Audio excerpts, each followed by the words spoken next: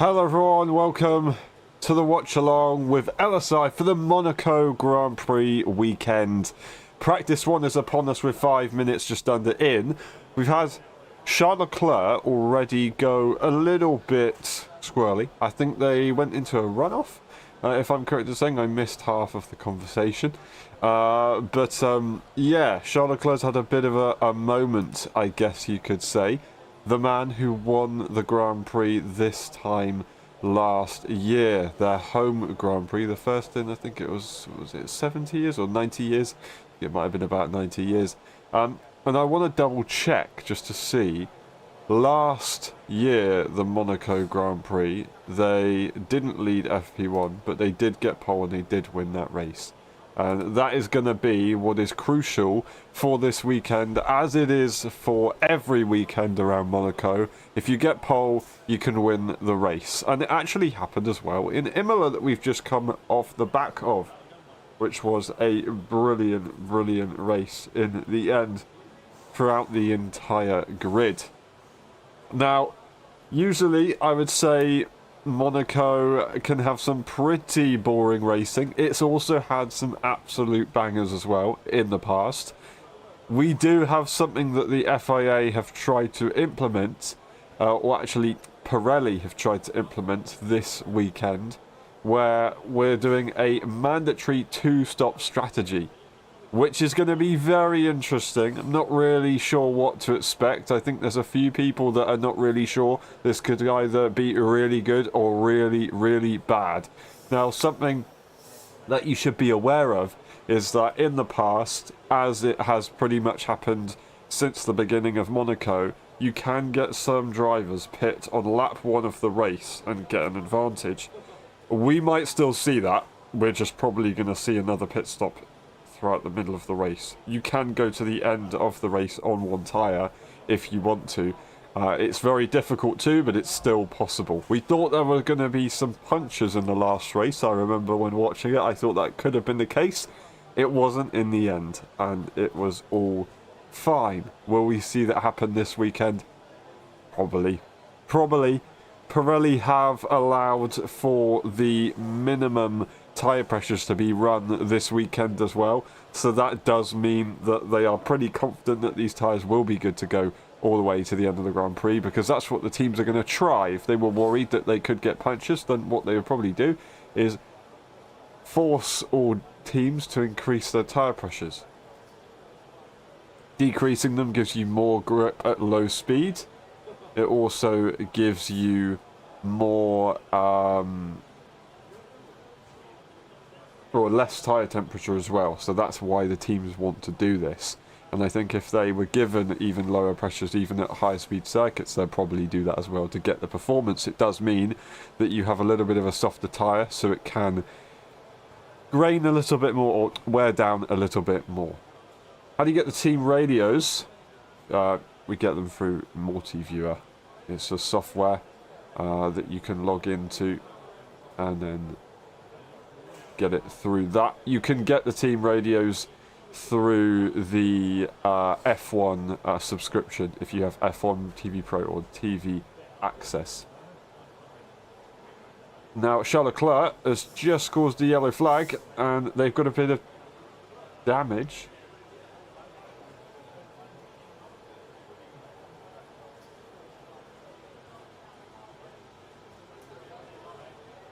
I think that might be at the hairpin. They go deep into Mirabeau, and then I think they've had a little bit of an off again at a separate point. So there's some front wing somewhere on the track.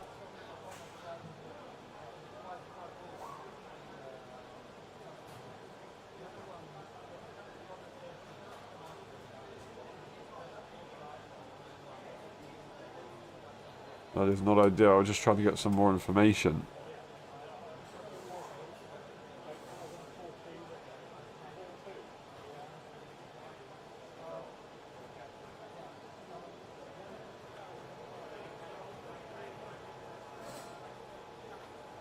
Yeah, so Charles Leclerc has, I think, had an off with the wall. I don't think it was with another car. So there's a yellow flag because of that damage on the circuit that they're going to try and remove. It's not a stationary car at all. Charles Leclerc goes into the pit lane, currently sitting P5 with their teammates P1, Lewis Hamilton, both on the medium tyres for these drivers. We've got Verstappen, who's P2 right now on the hard, although they've of course done 5 laps already. We've still got that yellow.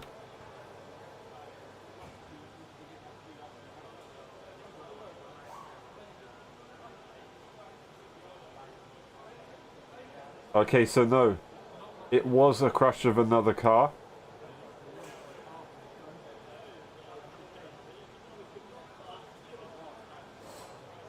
That was a Lance Stroll. Red flag's been deployed. So they're going to try and get the debris off the track. I think there's some other issues maybe around the other parts of the circuit because there were a few yellow sectors or sections on the circuit.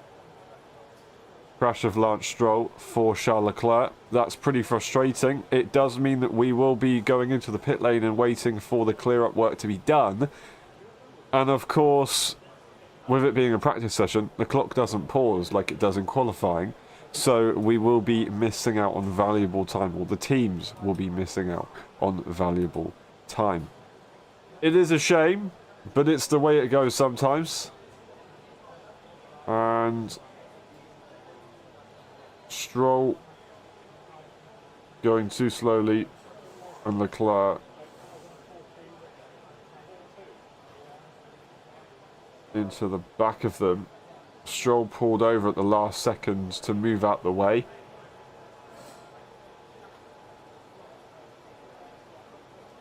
Of another car actually, and then moved back to the racing line. Charles Leclerc was behind at that point. So yeah, very frustrating. Very, very frustrating for the homeboy who won here for the first time last time in 2024. Currently, the times are Hamilton, Verstappen, Piastri, Norris, Leclerc, Alonso, Stroll, Antonelli, Albon, and Nico Hülkenberg, with Pierre Gasly the only car to not set a lap so far. They were out on track, but they didn't set a lap. We've got hard tyres, medium tyres, soft tyres, a whole mix of tyre compounds being used this weekend, which is interesting. Last weekend we didn't see the hard tyres come out to FP3 really. That was a bit of a surprise for me, but it's the way it went. They were trying to understand what was going on with that C6 tyre, as it was incredibly difficult for the teams to figure out. That's when we saw the Aston Martins take it onto the medium tyre in Q2 and Q3 to set their lap times. They knocked out both Ferraris to get themselves both into the session, with Alonso going P5, of course, as they set their final lap as well on that medium tyre. We bring that same tyre allocation to this weekend. It is Monaco, so it's probably going to be a little bit more straightforward to understand what the tyre is doing.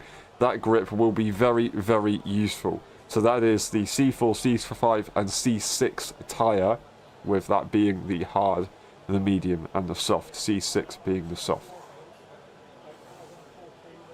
Would we see wet weather conditions? I don't know.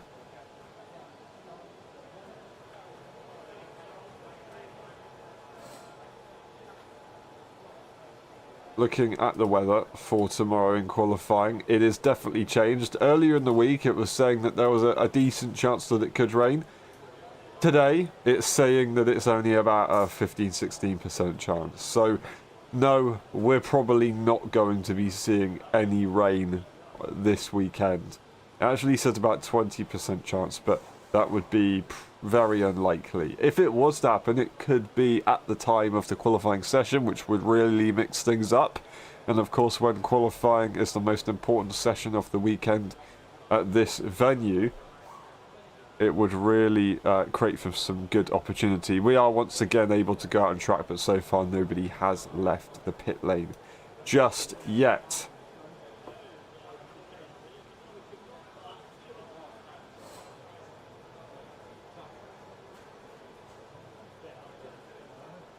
Still just waiting for everything to go through as we do.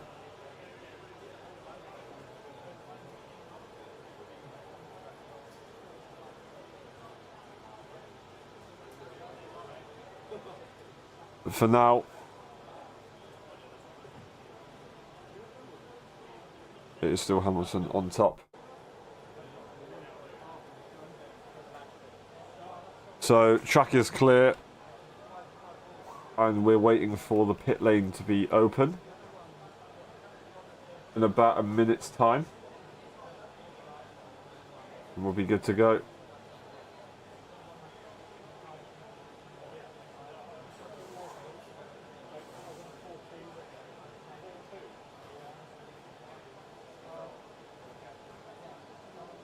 So Stroll and Leclerc both in the pit lane in the garage at the moment. They're going to miss even more time out of this session.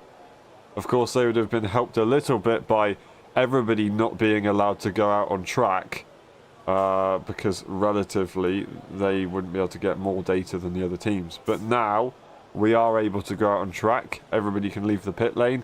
There is the Mercedes on their way, and they will be losing out on some data. Russell is the one to begin. Russell's had some transponder issues throughout the weekends. It was in Bahrain where they basically weren't on the timing sheets for a period of the race. They also had a few issues from my experience over the last couple of weekends. Not anything as severe as Bahrain, but they've definitely got to try and get that under control. I think it may have just been a few technical difficulties here and there. Antonelli follows his teammate out of the pit lane as well. Sainz, I think, let them maybe go through to overtake. Carlos Sainz, a good weekend for Williams last time. Sainz wasn't able to quite get on top of the car as Alex Albon did. Now, Carlos has managed to finish, I think it was P2 here in 2021 behind Max Verstappen. Had a very good race. I think they missed out on the podium last year.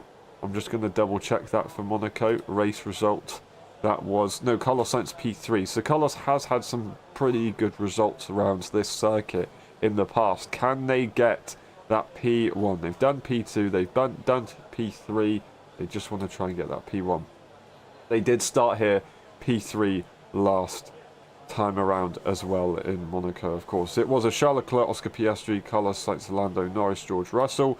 It finished in exactly that way as well, with Max Verstappen in P6 doing exactly the same thing. Lewis Hamilton following along as well. Then it was Yuki Tsunoda and Alex Albon, and it was also Yuki Tsunoda and Alex Albon for the race as well. Pierre Gasly was behind them with Fernando Alonso and Daniel Ricciardo, and it was Pierre Gasly, then Esteban Ocon and Nico Hulkenberg. So it takes you down to P11, where we saw some changes. Nico Hulkenberg actually disqualified from qualifying, or did not qualify, sorry, into a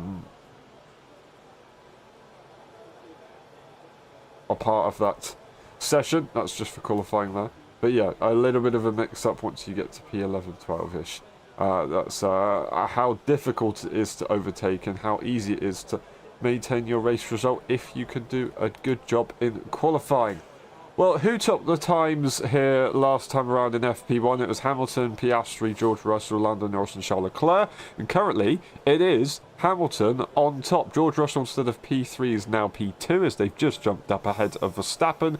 It's Piastri, who is currently P4, going purple in that middle sector. If they were to go to P2, then we would have the top exactly the same top three as we did last year, which would be pretty impressive. But no, they're in a bit of a faster car this time around, and they do go to P1 very nice and comfortably with the two purple sectors in the middle and the final sector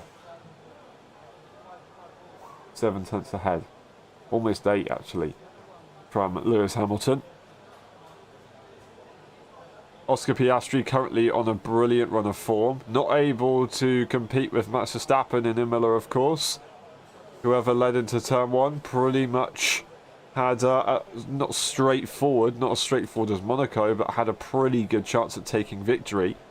It was the case. And Oscar Piastri was caught napping quite badly.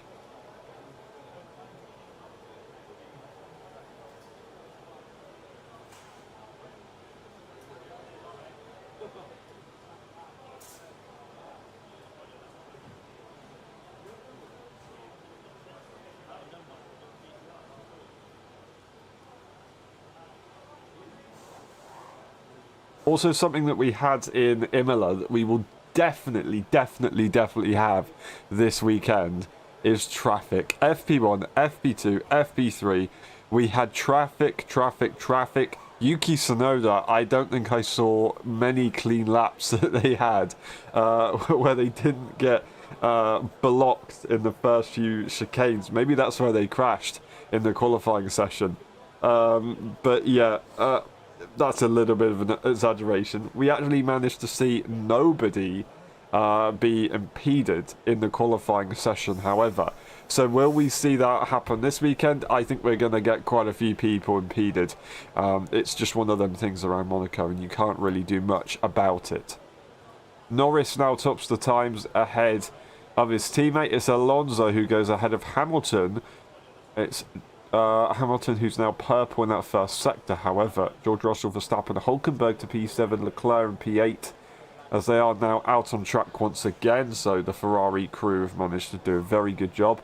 And it's Lance Stroll who's still in the pit lane at the moment.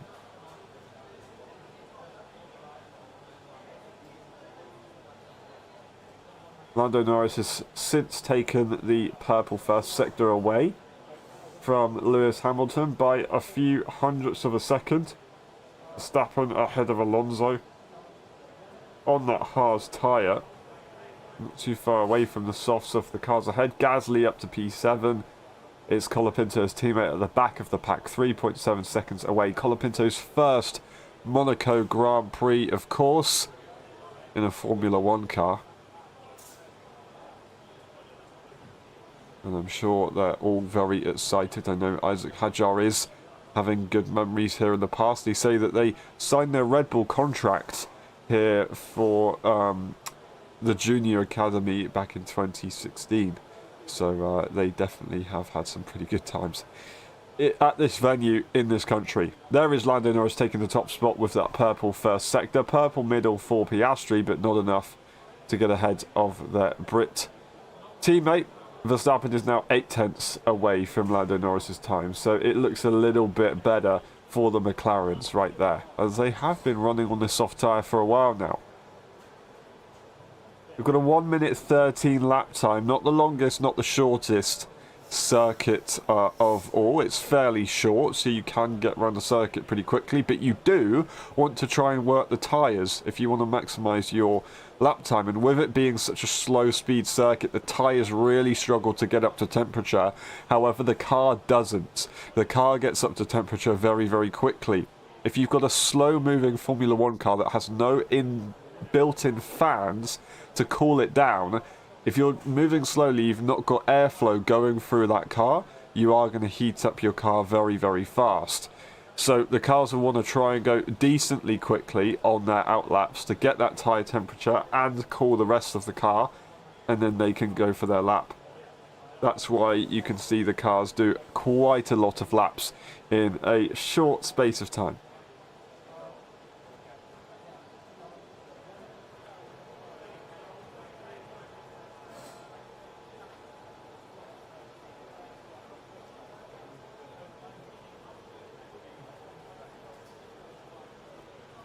I think Liam Lawson is having a few issues.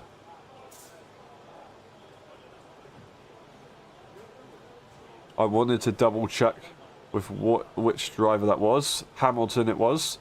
Nearly hit them. That was almost the other Ferrari in a little bit of contact in qualifying here. Not qualifying, sorry, practice one.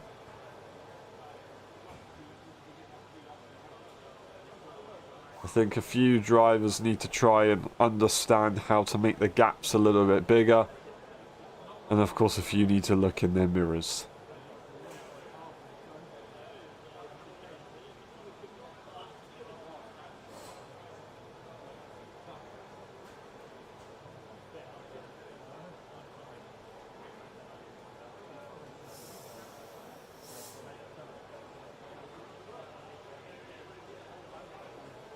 So FP1 this time last year, the lap time was a 12.1. We're currently at 13.0. We've got 9 tenths to find, and we will get to that. Hopefully we can go quicker than last year. It's been a bit of a smaller gap compared to what we would have had from 2023 to 2024. That's expected because we've got the new regulations coming into 2026. So what's the point in severely developing your car in 2025? Well, you can maybe go for a bit of a championship fight if you do severely upgrade your car, but I know there's a lot of teams that won't be doing that, and they will be trying to get the advantage going into the next regulation, because instead of fighting for one championship in 2025, if you get it right, you might be able to fight for 3 or 4 in the next regulation change, of course, which would be absolutely phenomenal if you are the team principal, because you're going to be looking very, very good indeed. The team principal who's looking pretty good indeed at the moment is James Vowles, who had a brilliant performance with Williams last weekend. Alex Albon almost looking at a podium, but just missing out as they dropped behind Hamilton in the end as they fought with Charles Leclerc. Charles Leclerc was forced to give that position back at the very end of the Grand Prix, and still a P5 result was a brilliant result for Alex Albon. They are hungry though. They know what the car is capable of, and that does mean that they're probably going to be a bit frustrated if they aren't in the position where they hope to be in. Alex Albon, not generally the aggressive driver that we think of. However, this season, they've definitely seemed to have a bit more fire in them, which I kind of like, actually. I do quite like it.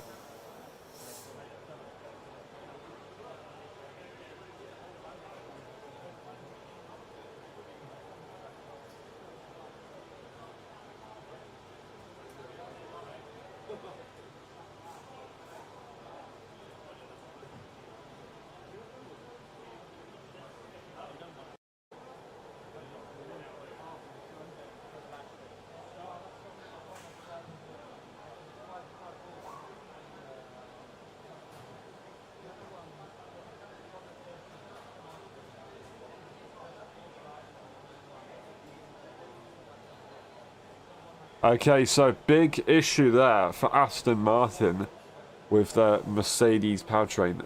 They've actually had to change the gearbox after that crash with Charles Leclerc. So that's why they're still currently sat in the pit lane. Now, it's been said that there won't be a penalty for Lance Stroll, a grid penalty for changing that gearbox, of course. But it does take a while. It also, of course, takes a hit to the cost cap, as you're going to want to make sure that you don't have to go through the gearboxes like there's no tomorrow. But so far, by tomorrow, and by the next couple of minutes, ideally, Lance Stroll will be on a new gearbox. Would that make them quicker throughout this weekend? I don't quite know. They're going to have to get it integrated into the car. Of course, the team will be doing a very good job of that. Actually, Aston Martin have just said that it's very unlikely for Lance Stroll to be in FP1. I think that it will be pretty much sorted. Lance won't be in the rest of FP1, so it's going to be FP2 that Lance is going to hope to be in and get some good data, which you really do need around a circuit like this. A hell of a shame. It's the way it goes. It is the way it goes.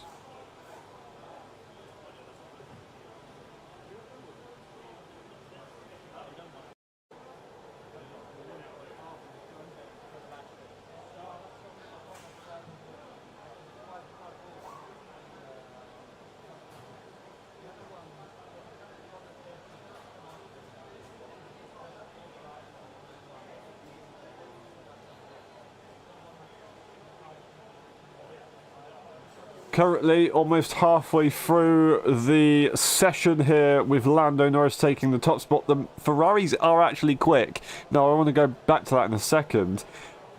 Hamilton P2, Leclerc in P3. It's Oscar Piastri, Verstappen, Russell, Carlos Sainz, Fernando Alonso, Nico Hülkenberg, and Yuki Tsunoda. Lance Stroll's at least got about 3 proper laps in this session. But other than that, they are going to be out, with a few cars in the pit lane at the moment, but quite a few still out. Now, I wanted to go back to the Ferraris for a second, I want to quickly look at some information, which I'll try and find now that I managed to get, or just some research.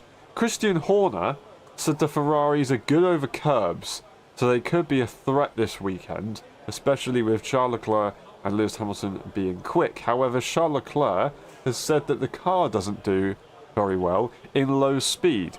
So both are saying very, very opposite things here. It's very, very confusing. I think Charles Leclerc's trying to play it down, so if they do well, then it looks great. I think Christian Horner is trying to play it up so that if they do badly, it doesn't look so bad. But yeah, we'll see how that one goes.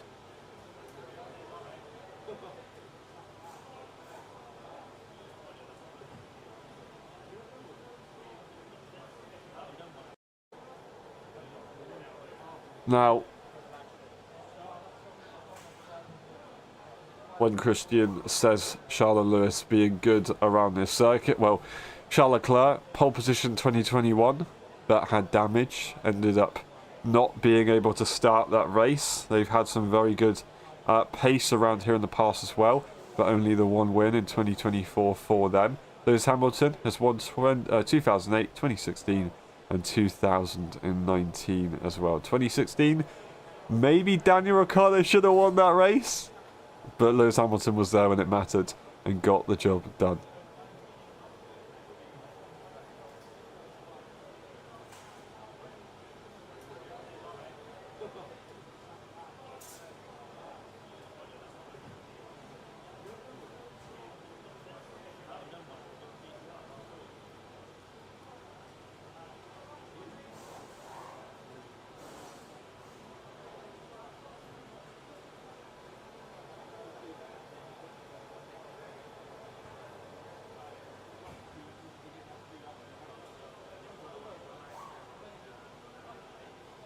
So, Liam Lawson complaining about the brakes, saying that they do smell a little bit.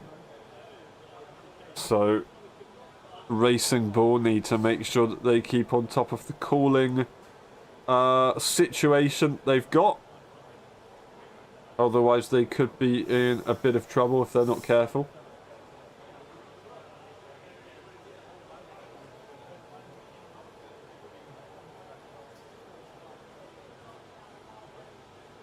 Now, I do want to have a little word on cooling.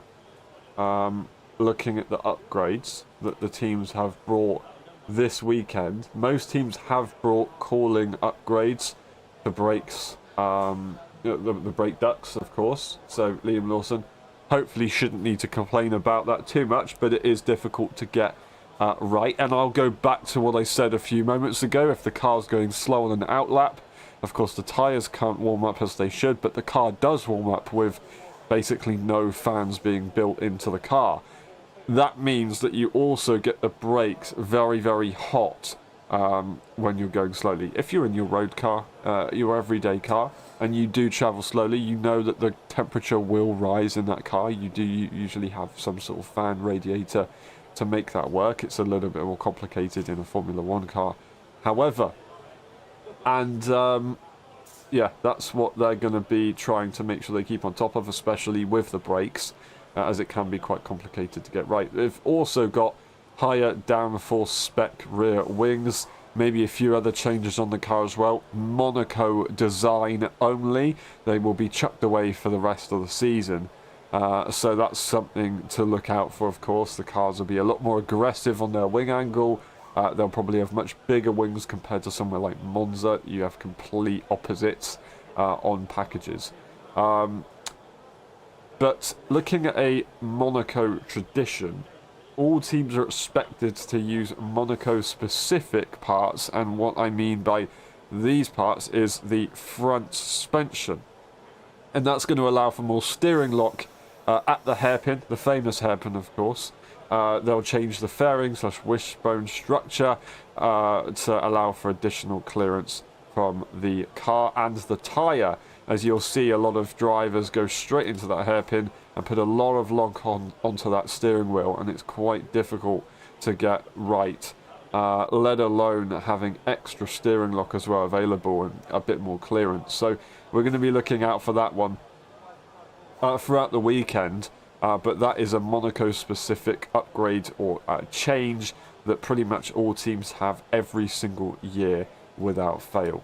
So take a look out for that one when you're watching on the live feed. We've also got McLaren bringing their upgrades that they were testing in Imola with higher rear wing spec. They tried to get some early data ready for this weekend, which is going to be very, very useful for them, of course, and they should be pretty strong here. At the moment, the Ferraris aren't looking too bad, but it's only FP1, and, you know, we had some crazy stuff happen from FP1 all the way to qualifying last weekend in Imola. Of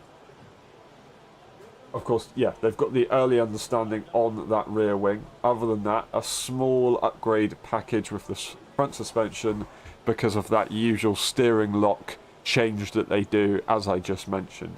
We've also got Red Bull doing a small rear wing upgrade as well.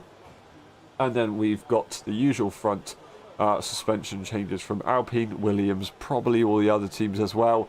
Haas, they do have a new front wing design, but they also have, of course, the rear wing for Monaco-specific changes, but then also the beam wing as well. Of course, the suspension trick is also on their car. So Haas have got the biggest upgrade. They had a massive upgrade in Imola. They've gone for another fairly big upgrade. And I say big upgrades relative to the rest of the grid. I think they maybe are the only teams to have a front wing upgrade. I may be wrong. I'm probably very, very wrong. But as of now, with the information that I've got, that is the case.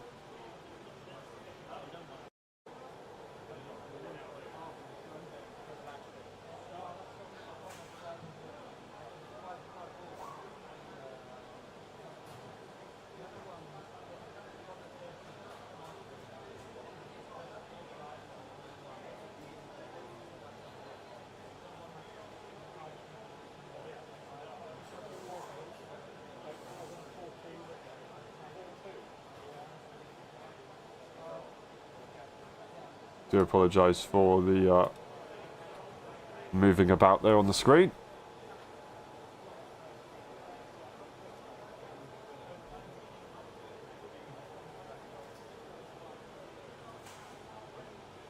Alright, 24 minutes on the clock. Leclerc leads the home Grand Prix practice session. I'm sure the locals are all very happy with that one. That being said, most of the locals probably aren't locals here this weekend, all being on their yachts, hiring them out for ridiculous amounts of money. That's what brings you the glamour of Monaco, of course. That's what we're looking for.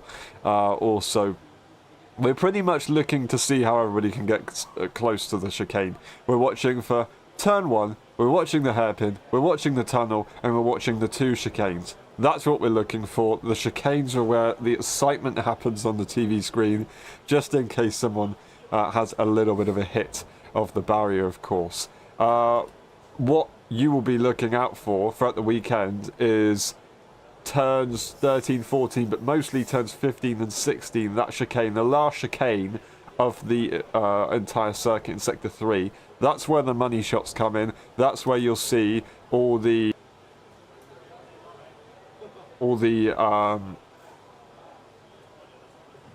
sorry, I've just completely lost my train of thought. That's where you'll see all the camera shots, all the TV shots looking, because you know that there will be a few drivers hitting that barrier. Some can get it incredibly wrong, some don't get it wrong. Charles Leclerc got it wrong. 2021 qualifying ended up not starting the race. We've got Max Verstappen, who's done it many times in their career. I think they did it in 2016, 2018. Did they maybe do it in 2017 as well?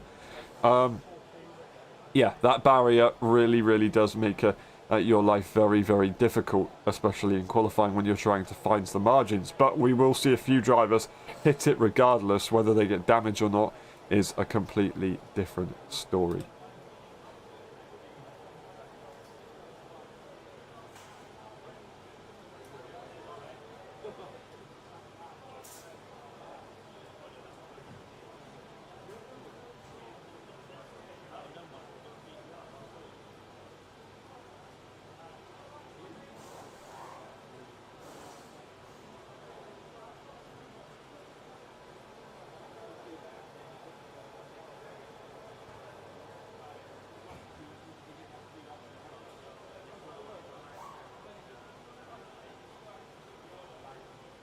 So we've got some insight right now as the Mercedes seem to be struggling over the curbs more than the other cars.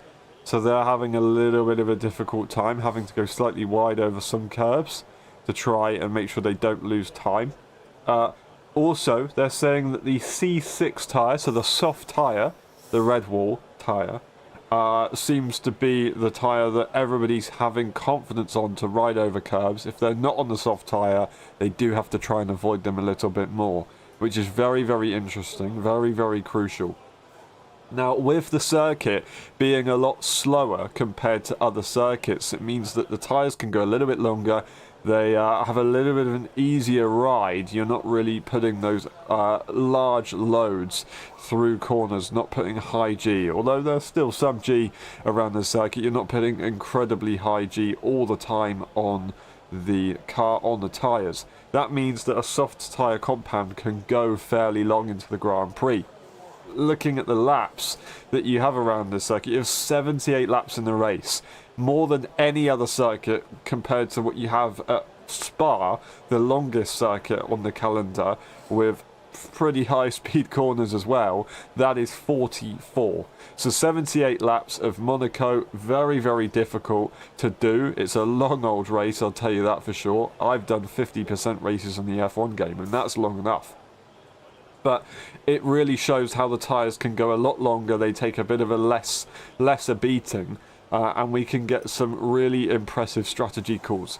Now, something that Ruth Buscombe was talking about, I think yesterday, was that we can see teams going for lap 1 pit stops, maybe lap 2 pit stops. Why do they do that? Well, at the beginning of the race, everybody's bunched up together. They're going to travel slower. They're going to be really quite slow on the circuit. So that does mean that we see some drivers go into the pit lane at the very early stages. They then have clean air ahead of them, and they can just push and push and push and push. And all those other cars, of course, they're further up the circuit, but they did lose out on that initial pace from the opening laps. So you end up being overtaken by those cars that pit on lap 1 and lap 2. That's something that we're going to have to watch out for, even with the 2-stop mandatory strategy that we're going to be running this weekend. I want to clarify that. We've got a mandatory 2-stop strategy this weekend. Really, really strange. It might be something that we end up getting for more races in Formula 1.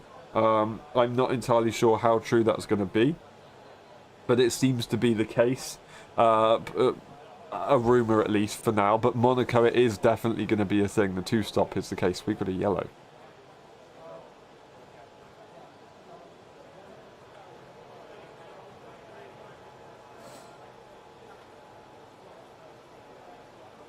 So Alex Albon travelling slowly as they go up the hill, and I think that's turn 1 where they could have been in a bit of trouble there.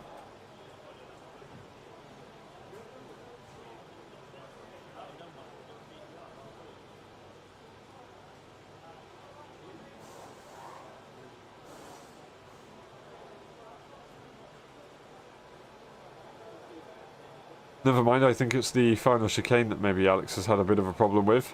A hit, they said, but I don't know if there's been any damage. It's just a yellow flag that's popped up on the screen. So we'll try and get some more information on that one in a few moments' time if we can.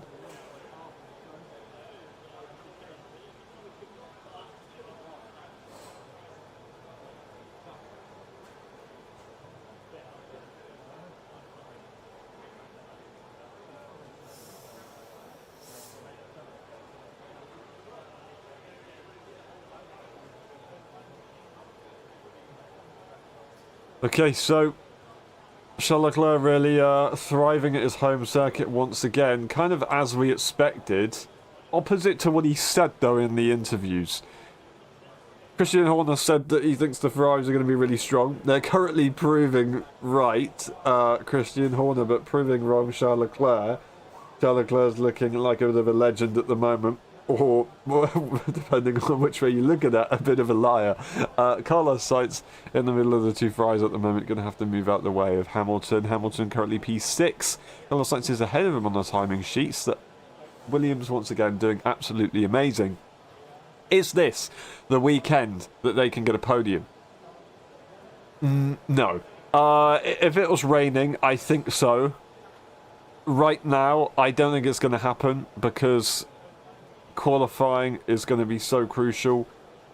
The two-stop strategy could really bring something in. And I'll tell you what, we did see back in Australia, I think 2022, Alex Albon pitted on the final lap of the Grand Prix. They did the entire race on the hard tyre. Bit of luck with a safety car, and they managed to score 1 point for Williams. And back then, that was absolutely huge. Really, really good effort for the Williams team. A brilliant strategy. They can do good things, is what I'm saying. And we could see a repeat of that here this weekend. The two Williams finding themselves on track right now, trying to sort themselves out. It's Carlos Sainz who seems to want to go ahead, but instead they're just kind of sat on the back of Albon, and they will let their teammate go ahead now, but they do have Hadjar just up in front of them at the moment.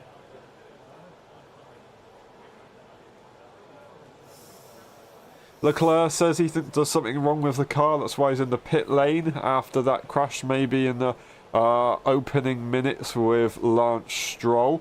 So yeah, really frustrating. It seems to be that there's a bit of a curse with Charles Leclerc over the years. That's why 2024 was so significant. We really didn't think that Charles Leclerc would ever win his home Grand Prix, to be honest. It all seemed a little bit ridiculously far-fetched. But, once again, just putting the performance in, they finally struck gold. They finally won their home Grand Prix.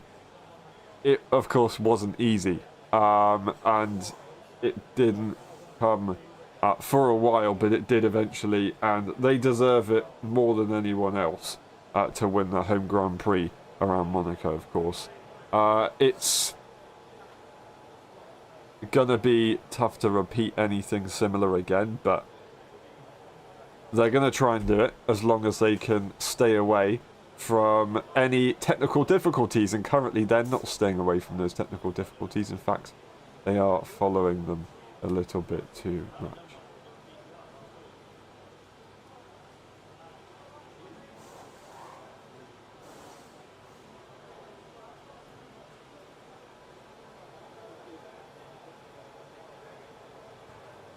Alright, who do you think's going to win this weekend? Who do you think's going to get pole position? Who's going to be fastest? Who's going to be slowest? If you want to pray on that one. Who do I think is going to win this weekend? Well, it would be exciting to say Charles Leclerc. It would be a bit more straightforward to say one of the McLarens. I'm wondering where Max Verstappen will be, because currently they, despite setting 20 laps and not having the best of times, they've just improved in the first sector. They are on some fresh softs. They're improving again in that first sector. So let's see what Verstappen can do here on this lap. Their first sector isn't exactly slow, but compared to the McLaren of Lando Norris, who just did an 18.7, they are quite a way off. And that is on a medium tyre there for Lando Norris, who's in the pit lane but set that earlier on.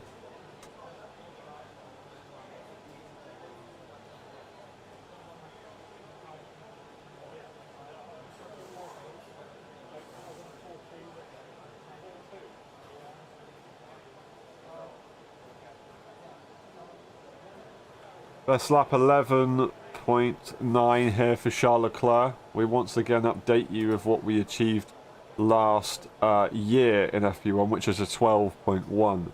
So we are past that threshold, of course. A 12.2 is for Norris. So only Leclerc has beaten the fastest time. That was from Lewis Hamilton in the Mercedes, who really got on well with the car. And then, of course, later on in the weekend had a little bit more of a difficult time. Their race result ended up being... Sorry, no, it was P2. Monaco. No, that's FP2. I'm looking for race result and it doesn't put me on the page. No, they finished P7, so I remember after the interviews they had some words to say, but they were happy in the beginning of the weekend. We'll see. We'll see. Max Verstappen, their fastest time last year was P11, a 12.984. Verstappen has just improved to a 12.605, faster than they've gone last year. That is a decent improvement and a very nice improvement over their teammate as well. Yuki Tsunoda was for a short period beating their teammate here in practice, but now Verstappen has managed to improve once again, get the lap done, and they are looking strong. Slowing down on their in-lap right now, but they were going pretty quick, and they've managed to find some good pace. 6/10 away from Charles Leclerc's lap time, very close with Hamilton, Russell, with Alonso as well, actually, with the Williams drivers ahead of them. But it's Charles Leclerc who's just currently in a different league. Despite being in the pit lane, they are on a different level when it comes to this circuit. When it comes to Monaco, when it comes to Baku, Charles Leclerc is your guy. It's just insane. When it comes to qualifying, Charles Leclerc is your guy. But when it comes to Monaco and Baku, do not count this man out. It's just absolutely insane to see how he can do these things around this circuit when it comes to it. Really, really enjoyable to watch. And we might be able to see him do well once again. But they've got to make sure that they don't have a crash with Lance Stroll in practice, and they can have a better time. They are out on track once again, which is good to see. Hopefully Ferrari have managed to fix any issues that they may have had, and that they can get some good times into the rest of the session. It's not going to be easy. It's not going to be easy, but we'll see. Can the McLarens dial themselves in? Well, they have done in the past so many times. And we see Russell on the podium. I'm kind of feeling it, you know. I'm kind of feeling a George Russell on the podium. He can do well in qualifying. He's done well in qualifying this year already so far. He actually got pole in Canada, I think. Was it last year? Yeah. Could he try and do it again? Canada will be the next weekend after... Spain. So in 2 weekends' time. That'll be in about 3 weeks. Next weekend is the Spanish Grand Prix. That will be interesting. We've got some flexi wing regulations that we've got to get on top of. Some restrictions there for the flexibility of bodywork. Do not miss that weekend. It's going to be a little bit of history in the making. Yeah, we'll see. We'll see how that one goes. But currently we're going to focus on Monaco, where everything's going to be nice and rigid to keep that downforce on the cars. 8 minutes on the clock right now. We're coming to the end of this session, and we'll see what the final times can be. Do remember, of course, we will be streaming FP2, FP3 in qualifying. Not the race, but of course all these sessions other than that. That will be later on today and tomorrow, of course. So make sure you go over to the other live streams, and they are preset, so you can go and notify yourself to make sure that they're ready to go and you don't miss them. That is 3:45 later on today, and it will be 11:15 AM tomorrow and 2:45 PM tomorrow as well. That is BST time. CEST time is 1 hour ahead, so add an extra, and then I think it's about, is it 8 hours for, oh, that's Hong Kong time, I believe. I can't remember how many you have to minus. It's 5 hours, I think, for Eastern time, maybe a few more for Pacific time. But you can see the timings if you go onto the live page of the YouTube channel, and you can see all the watch-alongs that we've got scheduled for this weekend, and you'll be able to see when they start in your time zone, of course.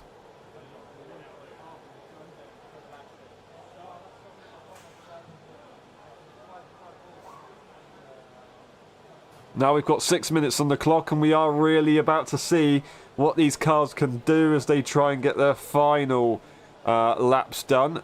We will, I think, see... I think we will see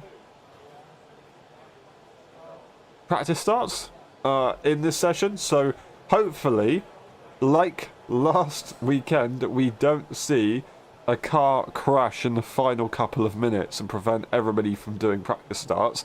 Hopefully we can see some practice starts. It's very, very useful for all the teams. That being said, what would you want? Would you want every car not to do any practice starts throughout the weekend and then get to turn 1 and be all in a bit of a mess? Or would you want to see all of the cars get as many practice starts as they can and then be absolutely dialed in, locked in, ready for race day, and we have an epic turn 1? It could go either way. It could be really boring. It could be really, really tentative if they've got no practice. It could be chaotic. It could be really, really competitive if they've got lots of practice, or it could be really boring if everybody knows what they're doing.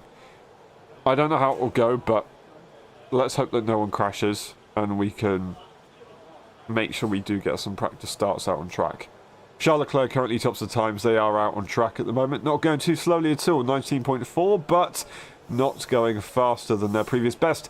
Max Verstappen has since gone P2 and is really shining now. I was doubting what was going to happen to them earlier on. They had a pretty tough time around this circuit last year. However, it's changing now. It is changing a lot, and we could see Verstappen maybe take their 3rd win of Monaco. They won in 2021 and 2023. Of course, 22 was won by their teammate Sergio Perez. 2020 was cancelled due to COVID-19. 2019 was won by Lewis Hamilton, but closely followed by Max Verstappen, who was challenging masterfully. That was a brilliant race that I do remember. A very, very wholesome race. Very, very tragic weekend as we lost Niki Lauda that time, of course. But as we move on, years down the line, we've had some brilliant, brilliant racing with Niki watching us.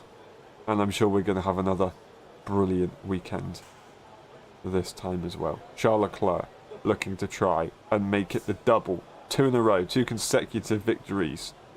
Max Verstappen trying to get the triple to match Hamilton's record of 3, but it is 6 victories for Ayrton Senna to hold that record of Monaco Grand Prix wins. No one is more successful than that man.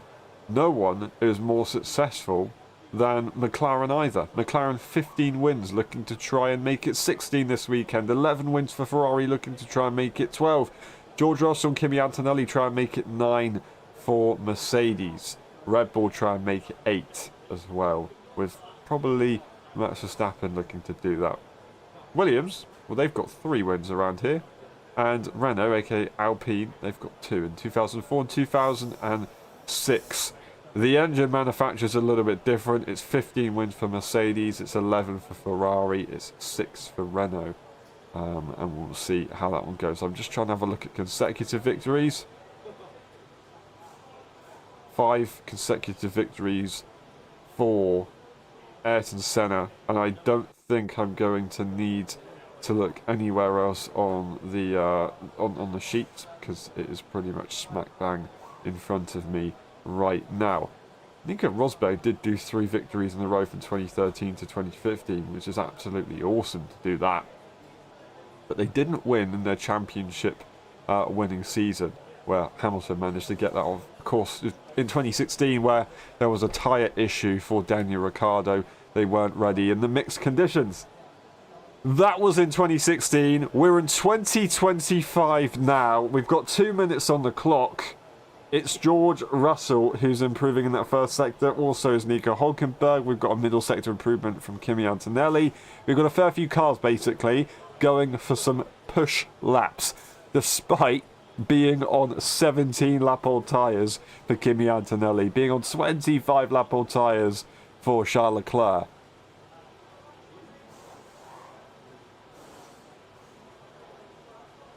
Yuki Tsunoda complaining about something that's just happened on track.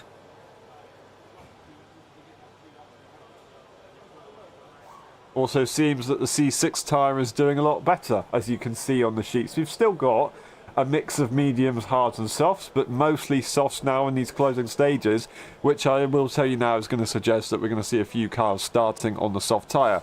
Why would they start on the soft tyre, do you ask? Well, if you start on one tyre, you kind of have to go to a different tyre at least at some point in the session, and that's why they might be starting on the soft tyre, so they can go onto the hards and go really long into the race and then pit on the final few laps back onto another set of soft tyres. I don't know.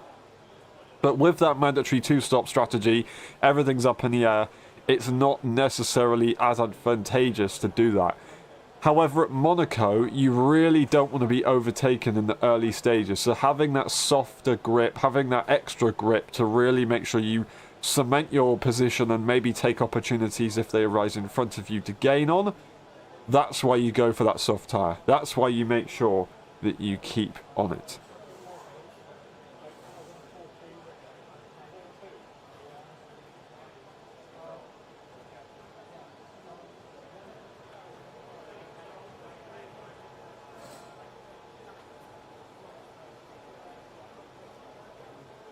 So Charles Leclerc are giving mixed signals at the moment as the session comes to a close, setting the fastest lap time of all and being incredibly quick in FP1, but complaining here and there about the car.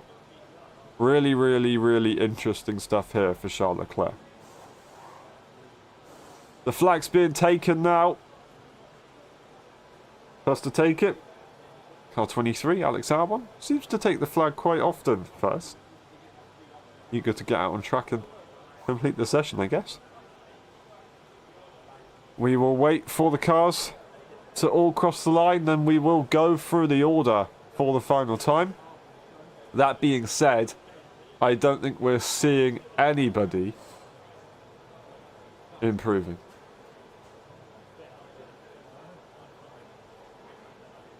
Seems to be a few cars that also are getting more traffic, not only Sonoda. As we expect around this circuit, we're going to get traffic. The session is done. That's a yellow.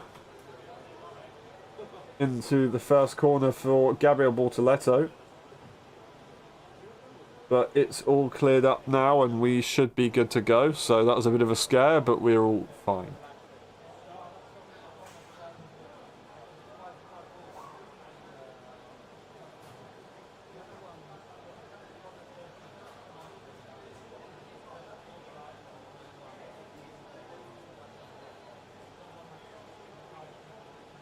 I see we've got a Tottenham fan in the chat.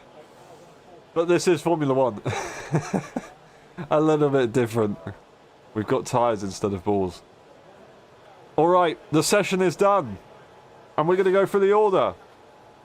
Charles Leclerc, Max Verstappen, Lando Norris, Alex Albon, and Oscar Piastri as the top five. We've got George Russell in P6, followed by Sainz, Gasly, Hamilton, Alonso in P10. It's Kimi Antonelli in P11.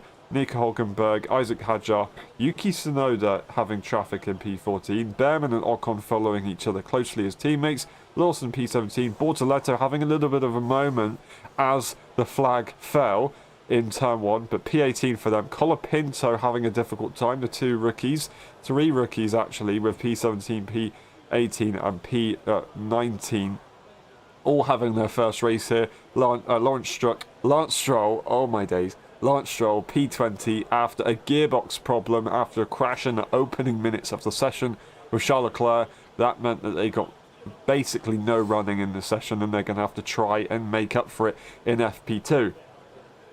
Thank you very much for watching. It's been a pleasure. We'll see you later on with a little bit more information.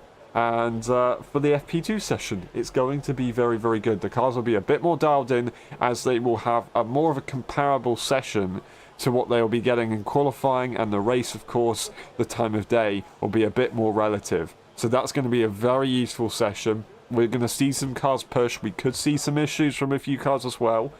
FP3, of course, will be closer to race day, and then qualifying tomorrow is going to be absolutely awesome. Do not miss it. Join us then. We'll see you in a couple of hours for FP2. It's Charles Leclerc on top, it's Max Verstappen in P2, and it's Lando Norris in P3. Thank you very much, and we'll see you next time. Bye-bye.